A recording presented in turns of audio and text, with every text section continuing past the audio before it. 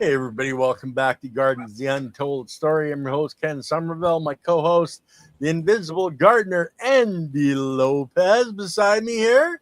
Tonight, we're talking about immunity by design, permanent fixes for pests and disease. Now, Andy, you gave me this title, and I don't know what's permanent. I'm not permanent. You're not permanent. So, how can we basically say things are permanent? And Andy, shift over a little bit. Be in the center of the screen already, okay? Like, yeah, wrong way. That's a typical Andy. Yeah. There we go. But anyway, guys, just before we get started, to let you know, I'm under an orange tornado watch in my area for tonight. So if something goes wrong and I all of a sudden disappear from the screen, Andy will finish off the show. If we get high winds, I can lose my internet. So just to let you guys know. Anyway, Andy, the tornado. Hey, everybody! Man, I could go spinning out of my house tonight. I don't know. The likelihood is very, very minimal. But hey, you know, if I get really high winds, my Starlink satellite dish might go plop over, and of course I'd lose my connection. So who knows? So you just never know. What's that? Bring up my screen, old man. Okay, well, here we go, guys. There you go, the invisible gardener, Andy Lopez. So today I'm going to be covering, it's interesting because I shouldn't have said permanent because nothing's really permanent, you know. It's not even, you know, so you in terms of diseases and pests, you never really do any, it's never really permanent. All you can do is to, deal with it. At the point that the plants or you or whatever survive it, they're doing well, and if they get to be super healthy, the diseases are always there. They don't disappear on you. You see, the diseases are like we have all diseases in our body, you know, and so when the conditions are right, then the disease spreads. So it just shouldn't be permanent. But I just so I'm going to cover, give you 10 points. And these are things I have learned over the 855,000 years I've been around on Earth. And we're going to cover today. So today we're covering pests and diseases. And what I wanted to say is that, see, I always teach short term and long term. The long term is really how to survive that pest, from that pest and disease. How can the plant continue to function and do its thing and be beautiful, and if we understand why the plants have the pest and disease, it's the same thing with humans, why we have the pest and disease, which is the core of the problem. That is the key. That is the key. That's the way that's what you want to do. So, but you also have to do short-term solutions because the long-term it's called long-term for a reason. That means it takes a while to cure, to heal. And, you know, I was just talking to somebody just yesterday about this very same subject. And he says, why does it take so long for they have olive trees, for the olive trees to recover? I put compost down on it. I've done everything I can do. As a matter of fact, he bought the compost from Layton, put the compost down. Layton's an amazing compost, right? I mean, he's one of the most amazing person I've run across next to me, of course, or next to you, you know, next to Silly. Actually, there's a group of amazing people that I have stumbled upon because of you guys. And I was telling this guy, and as a matter of fact, I had a nice talk with Layton about it too, because he says, you know, it takes a while, right? It takes a while for it to, and I said, yes, but I have discovered, and I really didn't put it on here, but at the end, remind me to tell you what is that secret that I learned how to, the most important thing that I can show you, teach you, tell you, it's going to be at the very end. Okay? I'm going to tell you that at the very end, the most important that I think, all of these is important. You know, the fact that, for example, I have all plant diseases are soil-borne. Who's that? Oh, hi! You get to see stuff now, huh? And grasshoppers are having a total feast on my new radish plants. Yeah, see, so whenever, and I'm glad you have a question because I'm really here to answer a question. And and this is part of the show because that's the way I usually don't take notes or do anything. I just jump in and do it. This time I got points, but my whole thing is, so grasshoppers. And so it doesn't make any difference what bug you got, what's happening. They're eating it because there's a trace mineral deficiency in that plant. It's as simple as that. It's a trace. So what plant did she say she was feeding? Radishes. Radishes. Okay, so I want to ask you, tell me so there are different varieties of radishes, like 50, 60, 70 different varieties of radishes. You might be growing the wrong the wrong variety in the wrong location because they're geared to the location that they live on the planet. You can't grow something that you grow in Europe over here and expect the same results. Secondly, because of the location, they have different soil biology. So when they're grown, they're used to the soil biology and doing stuff, and now you're doing your own thing there. So that means that you have to understand that, right? And you say, okay, I want to make sure that my plants get all the nutrients they need, even though I might be getting seeds from everywhere. And again, it goes back down to the secret. So I can't tell you now because it's a secret. I just thought of that because that's exactly what I would tell you to do is you have to learn how to feed the plants besides the soil. Yeah. Well, Andy, I have a question, I guess, no question. would be the grasshoppers. Like there's your normal swarm of grasshoppers, and then there's locusts, which come in and clear everything.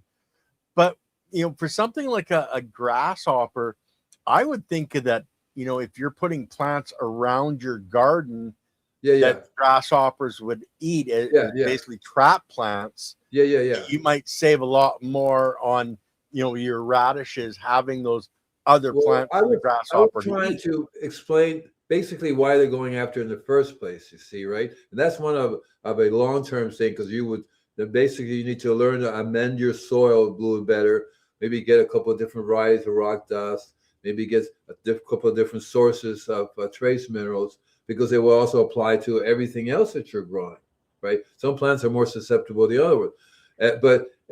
And I'm not really covering companion planting, which is an obvious thing you do. You plant plants around it that are repellent or that they are attractant. Either they repel or they attract. So a lot of people put plants around their farm, and the bugs go there. They never make it to or you have it growing right in amongst the plants. And there are many plants like that do that. I'll give you an example. I have in my garden, I got squirrels, and the squirrels they're still eating everything because the only way I can control them is I make a tea from the various different types of herbs that I have there.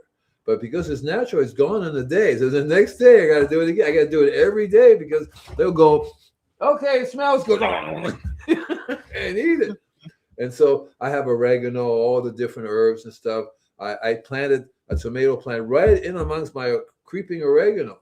And you should see the squirrel is like, I can reach it. I can reach it. I can reach it. Right?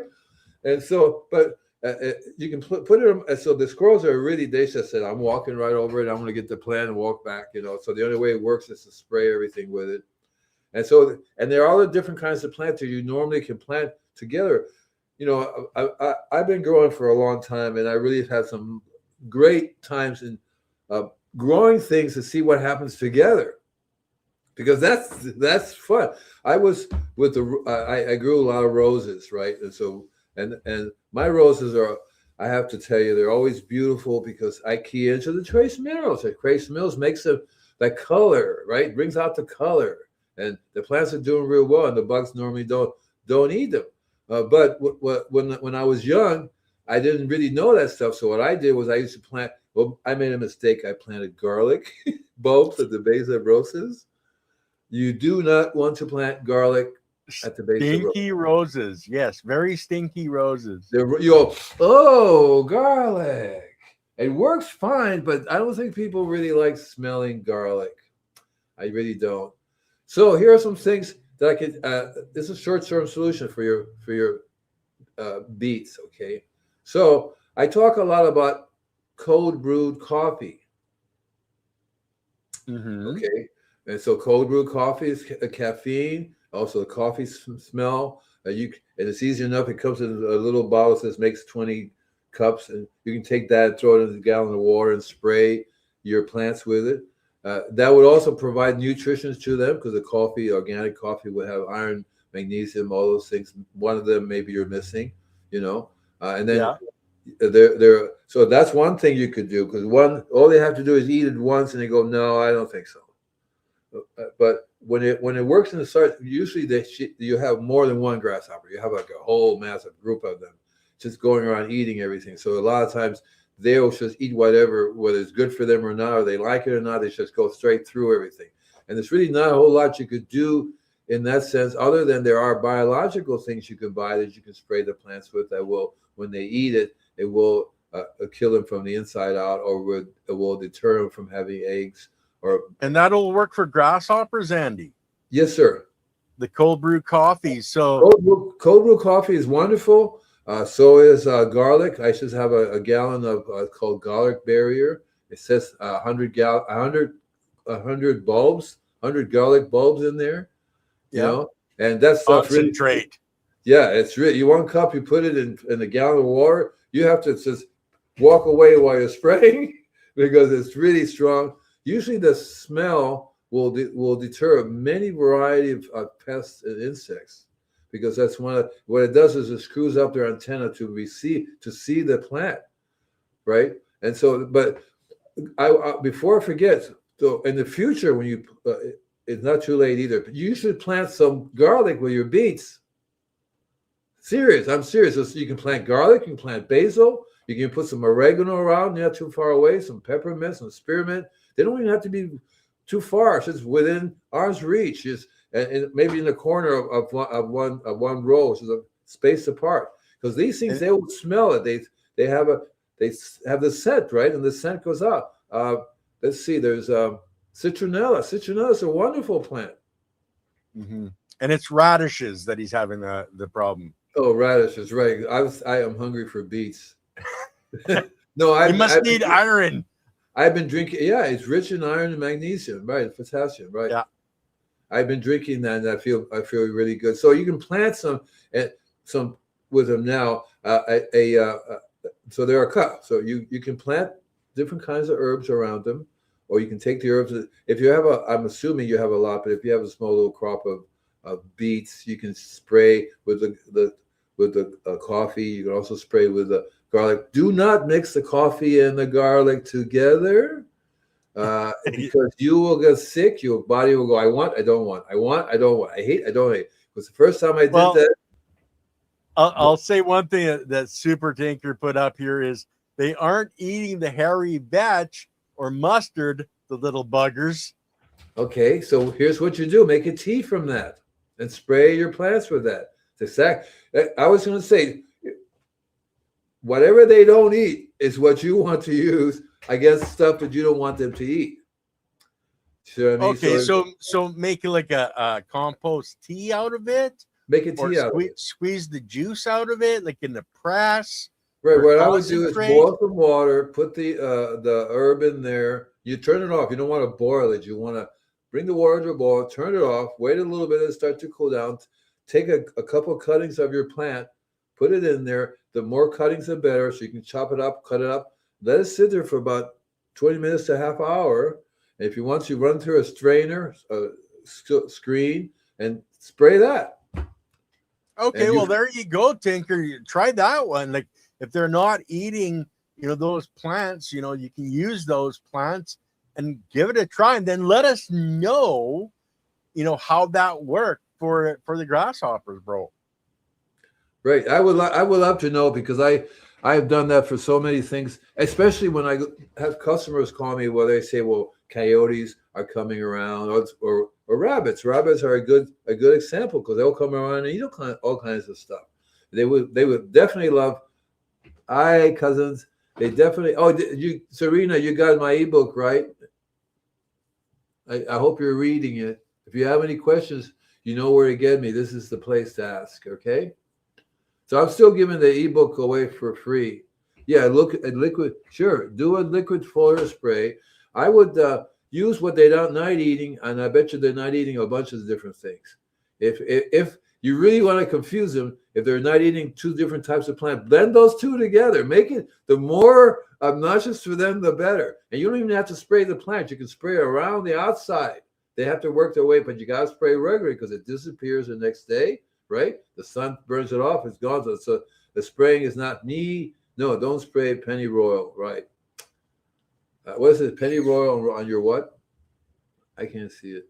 Well, yeah, around the soil maybe. Don't spray it on the plants. So yeah, well, there are some things, especially if they're edible. See, so you may want to experiment a little bit with different things because it will really make it difficult to eat.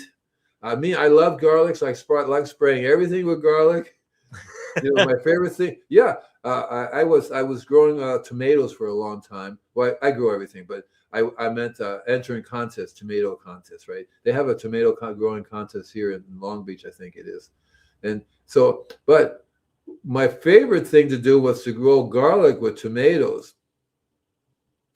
And then, what does she say? I actually made it live today. I can't read the rest of it because helps cure the heat. I'm sorry, what? Helps ease the heat. What is?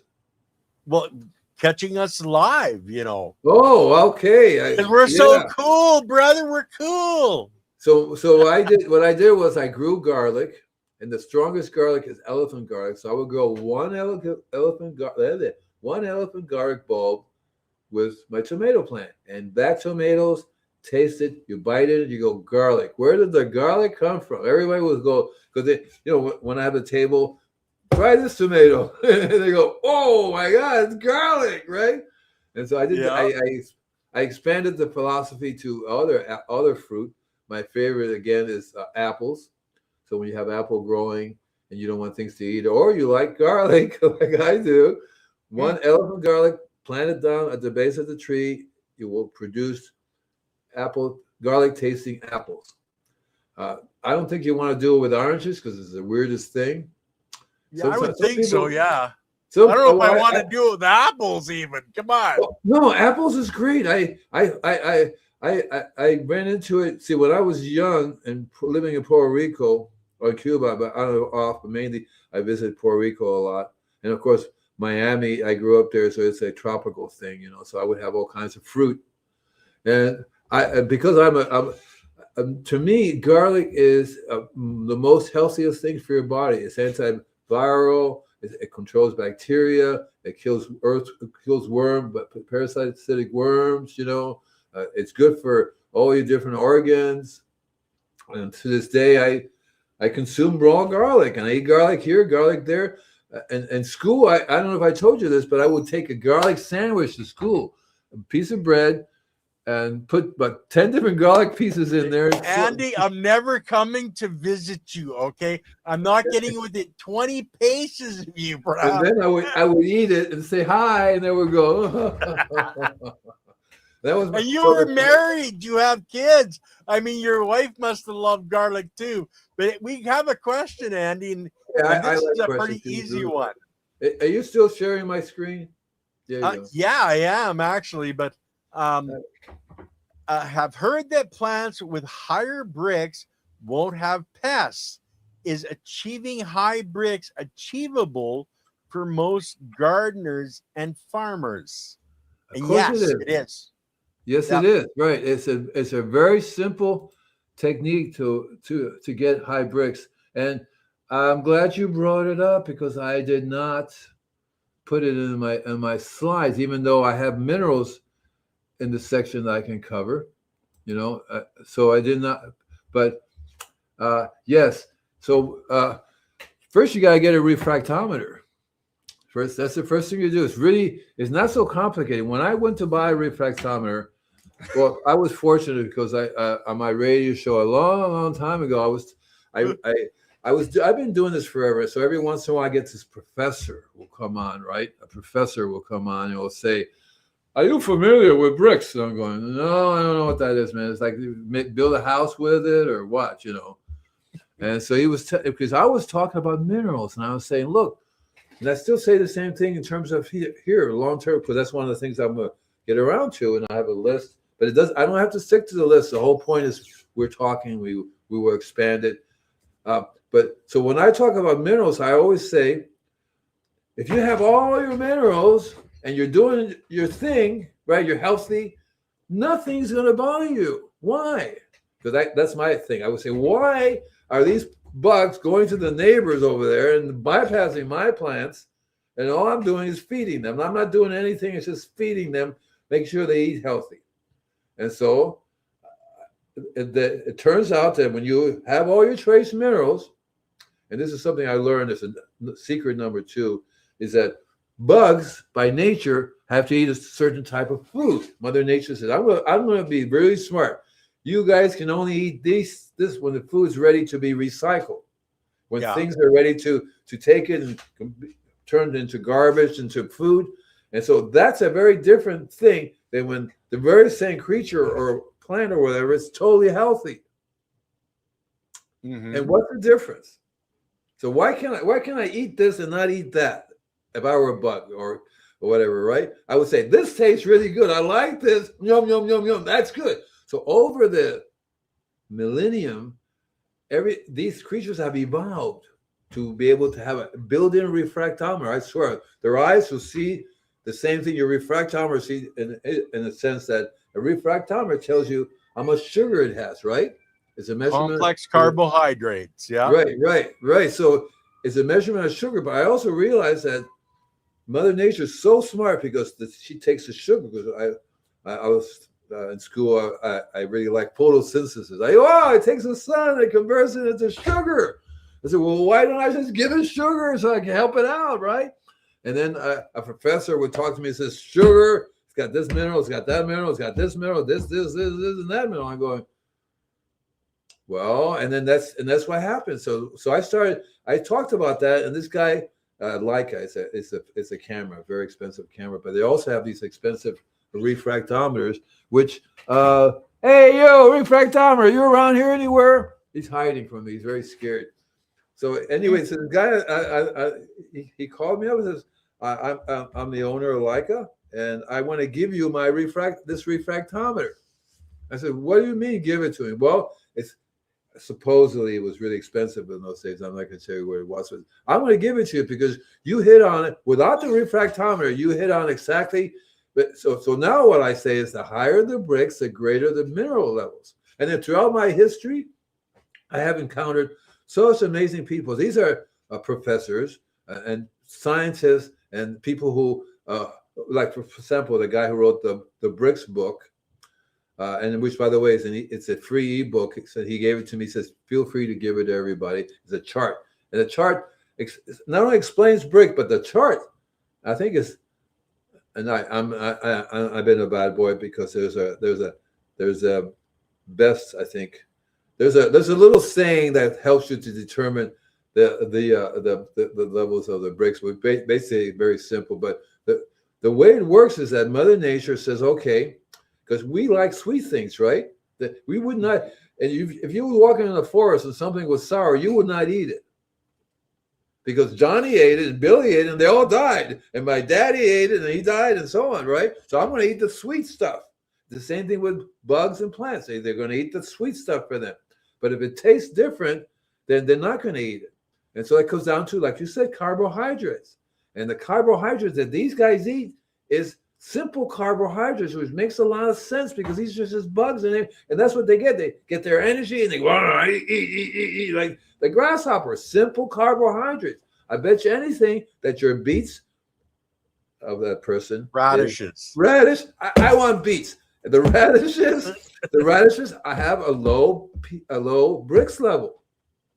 See? So but if it had a bricks level, even the caterpillars or the grasshoppers will not touch it because they will see it before they even get anywhere, before they even touch it, right? And so what is it? What's the other type of carbohydrates? Complex carbohydrates. There you go. So even in our bodies, when we produce simple carbohydrates, we're sick. And when we're healthy, we produce complex carbohydrates. Everywhere, animals, trees, everything, very same system. It's all one system here. And so that's That's a very important key for long term, because the refractometer was useful for me because I could explain to people here because I would go into a store like over here. They have a health food store, and I'm going to give the name of it, right? They have a conventional section and an organic section. I always said, that's not right. The outside says health food. Everybody comes in, everything should be healthier, right? Well, why is it? Yep. What's conventional? I mean, yeah, we sprayed the heck out of it. We did whatever chemicals we wanted to do. That's conventional. And I would go in and I would take one orange from the conventional, one orange from the organic with the grocer. He would go to me, the head guy, and and he says, "What are you doing?" I said, "I want to see which one I know which one I want, but I want to show you what you're selling." So I got 2 oranges today, right? All the oranges, apples, all those things, they have a Brix level that when they're healthy. And I can tell you off the bat because I know where their oranges would be 32 and an apple would be like 28. Anything above that, well, 32 is the highest. They have numbers, right? So the 32 would be the highest. So anything between 20 and above 20, it's healthy enough that the bugs will think twice about eating it. A few bugs will come along and say, I got to eat this. But the rest of, and the lower the Brix reading, the less and less mineral. As a matter of fact, I was talking about it once, and I was saying, well, wait a minute. How can you tell what minerals it have if it's just one line, right? If it's just one line, what is it that's missing? How can you tell what minerals is missing? So I ran into this professor who heard me talk about it, and he developed a rule. It's called the fuzzy line rule. Okay. Right? The fuzzy line. So kind of like my face is fuzzy. Yeah. It's not the same fuzzy. It's like fuzzy as in on the camera focus, on focus. Okay. Okay.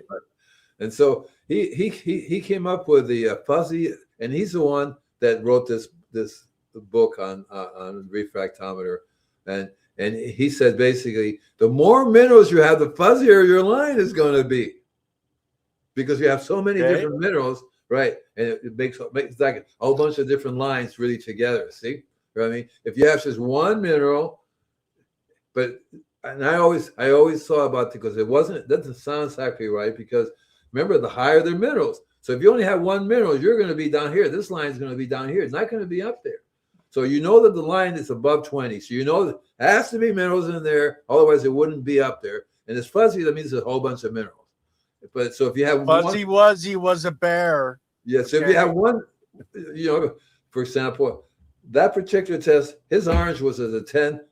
This orange over here was a 36, 32, something like that. And then I asked the guy, which one would you eat? And he went for the 32 one instead of that one. I said, so you're selling this conventional CRAP here and knowing that you rather eat this. Okay. So Andy, I'm going to stop you right there because we've kind of went squiggly on this question, but guys, to get your Brix levels up, you need basically 2 basic things. You need the trace minerals, and that's where we talk a lot about trace minerals, your rock dust, etc.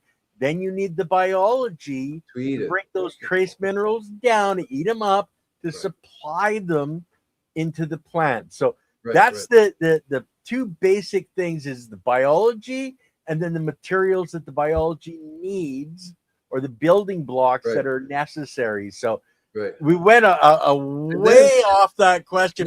You have a bunch more questions, Andy. Oh, you have more questions? Yeah, it never stops, Matt. But let me just say real fast, okay? So you have those 2 together, but you have to understand the plants itself, the root systems are not healthy. It takes time for them to recover. Until then, you have to learn how to foliar spray, which is one of the secrets. You have to learn how to spray it onto the plant so it absorbs it. And as it gets healthier, the root systems, and you're working down there, the root systems will start to come back to life. Okay, next question. Yes. Okay, so next question from Callie Flower. I thought spent coffee grounds improve nitrogen, yet I hear people using them to help fruit production. Can you explain this a bit? Now tell me that. Say that one more time again. I thought spent coffee grounds. Oh yeah, I got it. Nitrogen. I know. I got it. Okay. All right. So coffee is very acid. It's an acidic product. Over here in California, we use coffee grounds to bring the pH of the soil down to some reasonable level, and that's exactly what's happening there. That tells you that the soil pH is a little high. Adding coffee grounds specifically, because coffee beans is not going to do anything to the soil, but coffee. And you didn't mention if it's organic coffee, whatever, because you don't want to go to these places that sell coffee, and you're going to end up with the chemicals in the coffee you use. That so you want to use organic coffee grinds. I personally like to go to restaurants that offer organic coffee and get all the coffee grinds you want. That will change the soil pH, lower it down some, because normally you would use, the old days, you use sulfur, right? That's one way to. You also use things like peat moss, which are acid. And there are other things that you could do to lower it down. I like coffee because it's also rich. Because, well, for one thing, earthworms love coffee grinds. It's one of the best things to put in the ground, because the earthworms really eat through that, and they love that. And so it changes the pH, and that's why it works. Yeah. And guys, most of the time, cauliflower, when we're talking about cold brew coffee, we're not talking about the grounds, because we're doing a foliar spray. But Andy, on the worms, if you have a worm bin, guys, don't overdo. Don't become a moron. Don't put too much in, because you can literally change the pH to the point where you're going to kill all your worms. Yeah. So yeah. You do want to be cognizant of that. And it's in everything that we do, is we don't want to be that moron. We don't want to be the I'm a moron. Yeah, well, we don't want to be the person that puts on 20 pounds of rock dust into your compost and go, well, why did my biology all die? Yeah, because right. You put too much. It's the same thing with the coffee, because moderation. The earthworms live in a certain pH range, the ones that we want, the biology too. Of course, there's biology in earthworms and different types of all different ranges, but in that particular range, I've discovered that that's where all the trace minerals are available. That's where you can get everything that you need. And there are some trace minerals that you cannot create, that only the biology can create. So I already give you 3 secrets. Because if you think you can get all 96 trace minerals, good luck. You remember, that's what it's called, C90, not C96. You get 90 trace minerals. C90 has one, for example, a sea salt, and there's other different types of rock dust which has close to 90. Some have 76, between 76 and 90. So you will never get that 6 exotic trace minerals, because only the soil biology can take these 2 things together. They have to have all the building blocks, right? And then they make that. And that periodic table of elements. That's what sticks in my head when I think of all these different materials, is the periodic table of elements. But Andy, let's jump on to Callie's next question, because it's more about the bugs and the pests and disease that we were talking about. Bring it on. Also, how do you fight against mealy bugs and stay ahead? So it's not your fault, because see, you've been taught to go after the effect, not the cause.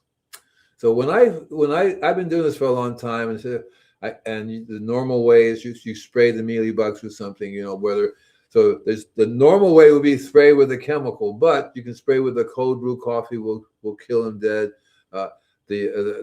What I would use is coffee cream and sugar to spray the mealy bugs with, because the combination of those things not only does it kill the mealy bugs, but provide the calcium, which is the reason why you have the mealy bugs in the first place.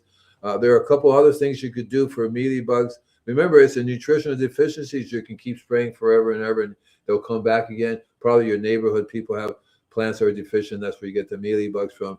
So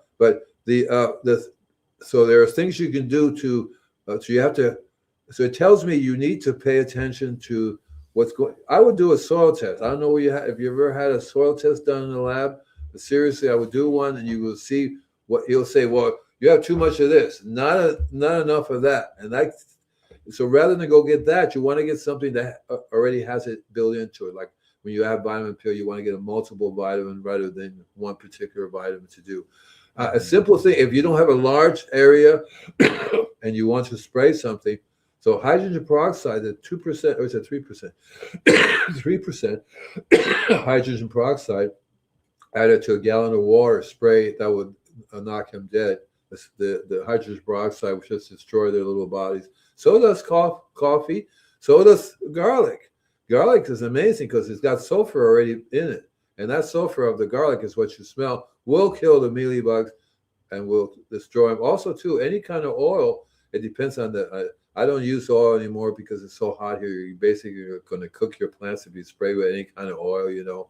But there are lots of different kinds of oil that you can spray if the environment is friendly enough. If it's super hot, I would stay away from the oil. I would spray at night too. You'd be more effective to it, so you can spray your cold. I would do the cold brewed coffee very organic, of course. Organic cold brewed coffee will kill the mealybugs. Caffeine will kill them on contact. Now, another thing you can look at, and it's the predator-prey model, who eats the mealybugs or who eats the larvae of the mealybugs. Right. And if you add those into your mix, you know, as in isopods, that's another way. Also the banker plants, if you have the plants more attractive to the mealybugs, they'll go eat those plants and leave the plants that you want to, you know, produce whatever it's tomato, it's a cannabis, whatever, you know. So that's another methodology as well. So you can plant certain herbs along with your plants. It's as simple as that. Basil works really, really good. You know, I think it's called holy basil. That's a really very potent one. So you can just plant one per row. It's actually a trop cap. Before they go there, they'll go to the basil plant every day, anytime. Oh, and here's something, Andy, your tip of growing garlic under Mayflower trees worked. My friend lost most of her trees, but once she used your tip, it saved what was left of her trees. She says, thank you for your help. Just send me lots of money. No, it does work because it's a systemic. See, you can actually plant just a couple of garlic plant under any tree, and that tree will suck it up. And then the bug will go, wait a minute, what is going on here? No, because the bug can sense what's going on with the tree, and by sense me, they will smell it, they'll see it, but they'll also see the garlic come out because it radiates garlic out, especially if they bite into it or they drill a hole into it. You know, that's what the bugs do. Same thing with diseases. They have to start living off a tree. No, if you have garlic in there, they won't touch it. Coffee is the same thing. Coffee is notice it's systemic. Yeah. Right? So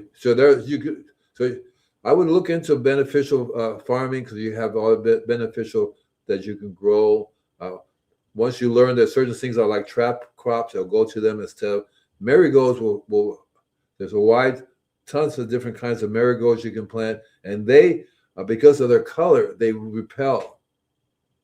Okay. Right. They see the color and go, okay, over here, let's go this way. You know, right? It's like Andy breathing garlic in your face. They repel it, okay? Yeah, you'll find that Mother Nature, there's so many different ways that they get to be protected.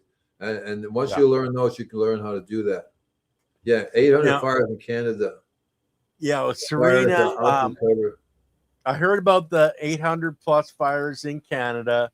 What do people need to do when the fires are out to recover from the damage and ashes? Now, Serena, this is something that's a natural, like we're having a lot more fires, but Mother Nature uses that fire to repopulate. There's a lot of seeds that until a fire goes through, they will not sprout. It's like, after a fire, you'll get a lot of truffles coming up, etc. But if you want to speed up the process, then, people can go out and replant things like, native species for your area to speed things up. But other than that, there's not a whole lot of things you can do when a fire goes through. And Andy? I would add either compost or soil to that. A nice layer of compost, a nice layer of soil to it. Turn it over with what's there. Don't have to take anything away. But I would do that because once you put it underground, it's going to start to work. On top of the ground, Mother Nature can just blow it away to your next door neighbor, and the next door neighbor will have amazing crops. So that's what I would do. That's what I'm telling folks here that have their property burned down. Get some good soil, get some good compost. That's the best way to get rid of any toxins that are on there as well. And then you can plant. That you don't even need to plant, because by stuff you're going to get all kinds of plants coming up by themselves. That would be a good time if you wanted to replant. Just remember that the ashes makes the soil very alkaline. Ashes make the soil very alkaline. So you definitely want to be able to get even your soil will be neutral, so that will neutralize it a little bit. The manure is very good, because manure, even though it's acid, as it decomposes, becomes alkaline. So and the biology of the manure will break down all those ashes and all those things. Coal, they love the coal and all that stuff. So I would actually, if you have it anywhere near a farm, so start get their composted manure and just lay it down and then cover it with soil. You'll have an amazing crop down the road. Well, it's the organic material, and that's a key for all life. But anyway, Serena, I love you, sweetheart, but what are the benefits of rock dust? We've covered that on multiple occasions, and it's basically you're supplying building blocks for the biology to use to create cells, to create more of themselves, and that's the foundation of all life. So rock dust is very important. If you don't overdo it, put it in your compost, let it mix with that organic material, and then lay it out. So that's the biggest benefit. Andy, So I know you have more to say on this one, brother. I have an ebook I can give you. It's called Remineralization. Another friend of mine, Don Weaver, says you can give it away. So if you email me, I know you do, because I actually sent you 2 ebooks. I sent you the Don't Panic, It's Organic, and I also sent you Natural Pest Control Alternatives to Chemicals for the Home and Garden ebook. I sent you that. You should say thank you. But I will send you I have the ebook version of that. But here's the thing about rock dust. You want to get different sources of rock dust, not just one. Yeah. So I have 12 different sources of rock dust, because some are richer than others. Some have a different variety of minerals. See, so you want to. So the local one here is 30% calcium, because it's an alluvium clay. It's a volcano. It's underground lava. It's super hot. It heats up the clay and bubbles up, and people do a hot mud bath. But that mud is alluvium clay, and that alluvium clay is 30% calcium. You do not find that anywhere. Maybe other parts of the planet that have the same condition, but most rock dust don't even have maybe 2 or 3% calcium. And calcium is the number one thing you need, more important than nitrogen, potassium, phosphorus, calcium. Now, Serena is saying, thanks, Andy. I need to check my email. And as for pronunciation, it's alluvial, I believe. Oh, yeah. Well, same to you. I know, Andy. Yeah, it's alluvial. And that's wonderful. And that's why they bathe in it, because the human body needs that calcium. It sucks right in. And carbon is actually we're all carbon-based entities. Yeah, we need the carbon. All organic entities, plants, animals. Yeah, humans. You need the carbon, right? Without the carbon, we don't have life. I'm talking about we already have life. What is it that we need down the road? We eat carbon all the time. Every food that we eat has carbon in it. And in the air that we breathe, actually. Carbon dioxide. Now, here's one for you, Andy. Does leaf mold have benefits different from compost, or should I just compost the leaves and not make leaf mold? Okay, so there are only certain trees that have the right biology to have the leaf mold that you want. Oak trees, for example, their leaves are actually collected by a bunch of different organizations, and they're sold as oak leaf mold.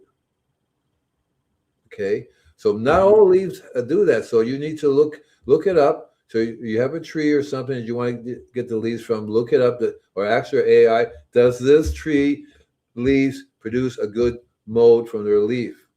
Okay, so not all trees will do that. So some trees would be better if you run it through your compost system because they depend on other biology to break it down. Or I know for oak trees for sure because I buy oak tree leaf mold on a regular basis. It's very, very different. I actually put it on my worm farm because they love that. So it's one of my layers, and I get it. Go to the store and there's a company that sells it. I don't even want to know what they're doing.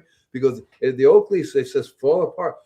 Eucalyptus are no good. You have to dry them, and then because that super acid and it burns plants, and the worms won't like it. So, anyway, next. Well, actually, this is one of Serena's jokes. What did the mushroom say when he was turned down for a date? Why don't you want to go out with me? I'm a fun guy. Fun guy. I just had to bring it up. Did you make that up? Did she make that up? I'm not sure. Some jokes she makes up, some jokes she's getting from books, I believe. But we're going to go to our next question here. Thoughts on lime? I'm getting alkaline, but not sure. Also, some coffee grounds scattered around once in a while on top of the soil. Is that okay?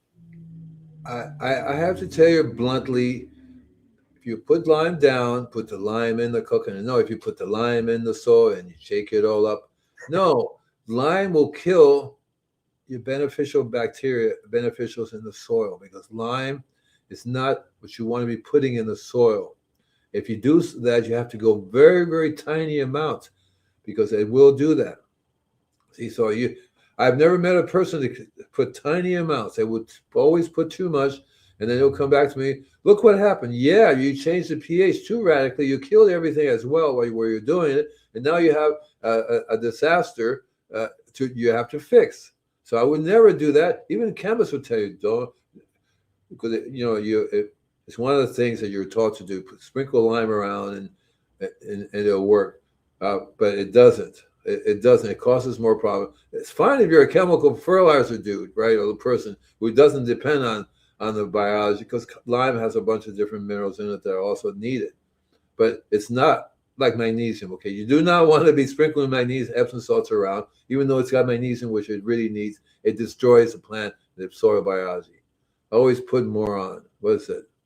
Tio Mimo's trying to be a moron. I'm telling you, man. And Tio knows, it's a statement from Leighton Morrison from back when he was on Future Cannabis Project. And it's a lot of us, and I've done it too. I put more on than was needed, and I've swung the balance out of balance the other direction and caused my own problems. And it's a thing with us humans that we have I don't do that. Not doing it, okay? I don't have a problem with that because I learned from experience as a youth. I would see people do stuff and I go, "What did you do?" Well, I dumped the whole bag over there. I go, "Yeah, right, wonderful." Like with rock dust, one guy, friend of mine, dumped I think 20 pounds in a raised bed, in a small 4x4 raised bed, by 8 or 12. Killed everything, and he came to the conclusion this stuff isn't good for the soil. I'm going, "You've got to be kidding me," right? And like Tio says, less is more. And That's guys, why it's about that balance. It's you want biodiversity. We talk about the biodiversity of the biology. Well, it's the biodiversity or the diversity of what you're adding to your soil. Like if you have, like Andy says, don't just use one manure in your compost. Use as many different ones as you can get. If you get more different varieties of things, putting it into your compost, that's more diversity of building blocks available for the biology to break down to use for your next crop. So it's always going to be diversity. Mother Nature does not go with only one thing. She's always going with diversity. And like Lily says, it's all about the biology. The biology, if the biology is not there, Andy, and we've talked about it before, you can have all the different minerals you ever wanted. You can have everything on the planet in that pile, but without the biology to eat it, to break it down, to make those molecules break apart and build those complex carbohydrates that are necessary for the plant, then you're going to be in trouble. Yeah, it comes down to when you deal with pests and diseases, and what I've learned is that, see, the pests and diseases are indicator of what's going on. They tell you that plant is not healthy. It's not healthy because it's food for that bug or that disease. Every time, that's exactly what happens. So you have to learn how to take care of the patient, right? You have to learn how to deal with that problem. So as long as you know that you cannot address a serious long-term problem with short-term solutions, you're going to get short-term results, and they'll be worse. By the way, so a refractometer, one of the things I learned was really very interesting. You'll find it. Yeah, you can use chemical fertilizer to raise the Brix level. It'll go bing, but then it'll also go bing. Yeah, right? There's goods and there's bads, and if you guys are interested in picking up a refractometer, Blue Sky Biochar, check out the one on his site because it comes with everything you need. Yeah, and that's and believe me, we actually don't make anything from Michael Whitman, who's the owner of that company, but we do recommend his product because it's a damn good product. And like Leighton Morrison's talked about it too. He's actually tried to break the press that's comes in the kit, and he couldn't break it. So it's good quality material, and that's what you want. Is you want a good quality. It's great that he made a kit out of it. It's great that he made a kit out of it, because for many years I had a refractometer, and then I said, okay, well, I have to turn that little leaf into a liquid, or I have to turn that flower into a liquid. So I've learned how to do it and make my own way. I had a motor, a pistol and a motor. We put it in there, a drop of distilled water, you squeeze, crush, and you take that. Or a lot of times, as I evolved, I would take the plant and just rub it on the lens, rub it, and then look through it. That works. But fruit and stuff like that is real easy. You just squeeze it right on the lens. But you definitely want a refractometer, because that will start you on the path of, okay, why does this plant have such a low Brix level? Okay, that's what you want to do. And you can start I did a diary once. I said, okay, 12 Brix level.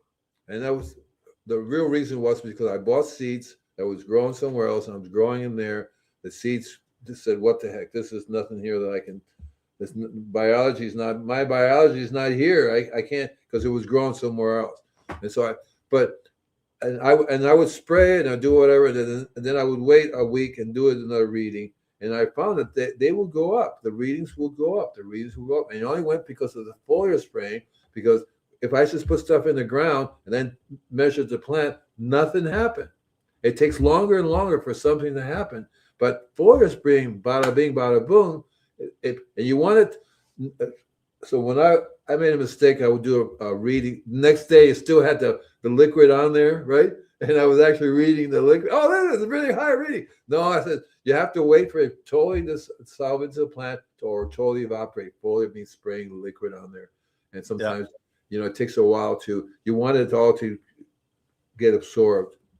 And then I also learned if I was foliar spraying, I would definitely wipe the leaf off, because I don't want it to affect the reading. You just want. I also do you do the leaf, you do the flower, right? And you can measure anything: grass, roses, trees. You start a diary, and you'll learn also too that it affects you at the time of year, because when it's super, like you have fruit, when it's real sweet, it changes, right? It's a different Brix level as it ripens. So you have to decide what is the maximum, because above that is like wine and beer, right? You got this really super fermented product, which is definitely sweet. Yeah. Now I want, because Serena's put this all in caps, and Serena, I'm trying to keep up with your questions as well, but I think this one is really something she wants to ask. Andy, will increasing Brix levels keep squirrels, rabbits, and possums from eating the plants or produce? No. Look, these squirrels will go, "Oh my God, this is so good." The rabbits go, "Oh, this is great." They love my organic garden. They say, when I lived in Florida, the guy next door was not just so good, but my yard was good. They would come over here. This is great. No, because they're higher, more evolved animals than the insects. Okay, they don't care. They will go for the best tasting, the healthiest food they can get their hands on. So you have to do a different thing with them. Use their nose. So what I do here is I spray my vegetables, my herbs and stuff like that. I spray it around. I recently just sprayed some blood meal around the border to see if that deters them, because the blood meal is also good for the plants. I've tried to feed them in the corner because I like feeding them, but I figured if they ate everything, they wouldn't be so hungry. But there was 40 squirrels here the other day. A little party. They were having a wonderful. Oh, let's go chew on that. Oh, let's go chew on this. And the thing, Andy, is your property is becoming so much more healthy as you're making it healthy. So everybody else's property around is garbage. So all the squirrels are coming to your property to hang out. Right. Man. That's the problem. And that's the problem if you want to eat. I think I'm going to build a raised bed with a cage thing around it, and then let the squirrels run around and do their thing anyway. I'm also concerned about fleas because I don't want my cats to catch it. But yeah, they will eat your organic fruit and vegetables. They love their organic stuff. They're not going to say, "Oh, this has a high Brix level, I'm going to leave it alone." No, they're going to go, "It looks great. It tastes good. Yummy, yummy."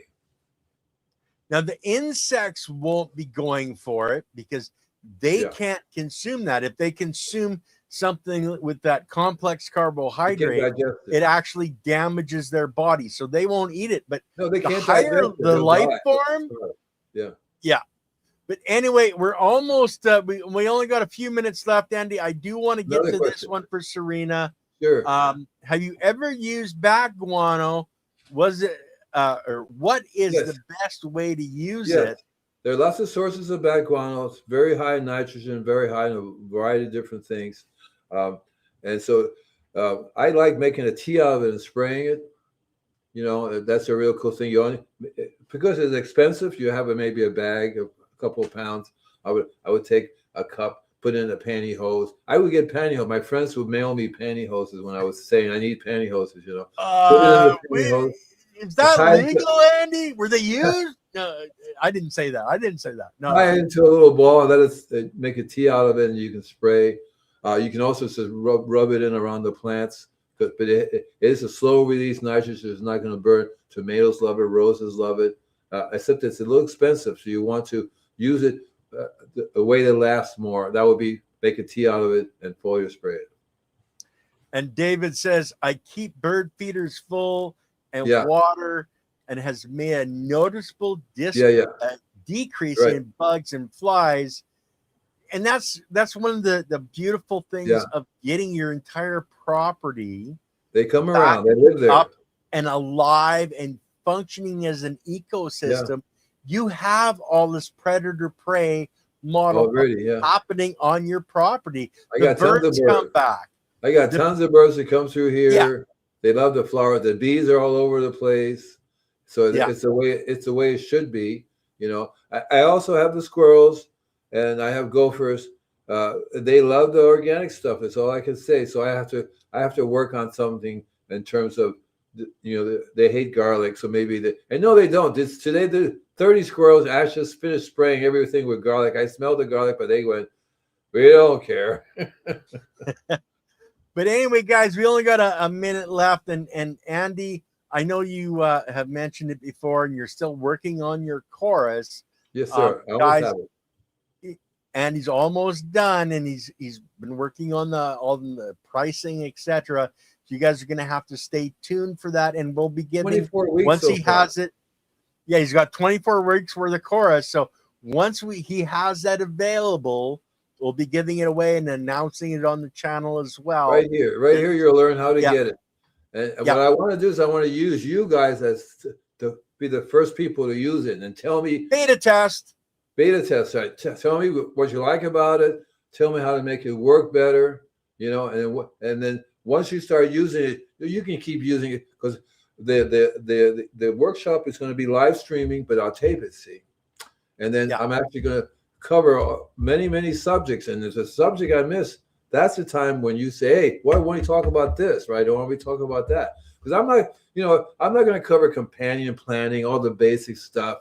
I want to cover what comes out of here. And right now, I just want to cover all these. Like I cover the bricks, I cover refractometer, I cover diseases and pests, everything that I know. I might throw in a little companion planning in there, but because that's normal. It's normal to use Mother Nature to do that, and you guys will love it. And the only cost would be for you guys would be the book. You buy my book, Don't Panic, It's Organic. You use that but if you have the ebook, you can just read it just as well on the computer. Okay, guys. Okay, so back case in California, yes. Yeah. Guys, as for the channel, we have Chiropractic is Sexy tomorrow. That's I can't even remember what time it is in Eastern. It's 11 o'clock. Starts at 11 o'clock Mountain Standard, so 10 o'clock Pacific. If you want to help the channel, you can hit the join button, become a defender of the biology. Don't forget to like, subscribe, and share. And if you want discounts on some of the products that we promote on our channel, you go to It's All About the Biology, click on the discounts, run through the products that are there. And there's discounts available, and that on some of those it does help the channel because they're affiliate links, so you can help support the channel that way as well. And guys, at that moment, we're gonna say peace out, everybody. Love you all, and we will see you the next time. Bye. Oh, and next week, Andy's not going to be available. He's got some dental surgery going on, so there won't be anybody here for next week for this particular show. But guys, peace out, everybody. We'll see you soon.